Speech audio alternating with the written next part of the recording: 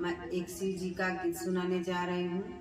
होली गीत है और शिव विवाह गीत है, आप लोग सुनिए। गौरा के बौरहवा दुल्हवा सबके दीवाना बनवले बा। गौरा के बौरहवा दुल्हवा सबके दीवाना बनवले बा। अपने तखाले भांगे के गोला, अपने तखाले भांगे के गोला। गौरा ले बर्फी मंगवले बा, गौरा ले बर्फी मंगवले बा। गौरा के बौरहवा दुल्हवा सबके दीवाना बनवले बा। गौरा के बौरहवा दुल्हवा सबके दीवाना बनवले बा। अपने त पहिने मृग के छाला, अपने त पहिने मृग के छाला। गौरा ले लहंगा मंगैले बा, गौरा ले लहंगा मंगैले बा।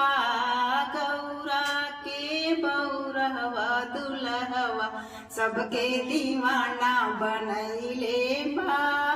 गौरा के बौरहवा दुल्हवा सबके दीवाना बनवले बा। अपने तरहे टूटही मड़ैया, अपने तरहे टूटही मड़ैया। गौरा ले महल बनवले बा, गौरा ले महल बनवले बा। गौरा के बौरहवा दुल्हवा सबके दीवाना बनवले बा। गौरा के बौरहवा दुल्हवा सबके दीवाना बनवले बा। अपने त चले बसहा बयलवा, अपने त चले बसहा बयलवा। गौरा ले गाड़ी मंगैले बा, गौरा ले गाड़ी मंगैले बा। गौरा के बौरहवा दुल्हवा सबके दीवाना बनवले बा। गौरा के बौरहवा दुल्हवा सबके दीवाना बनवले बा।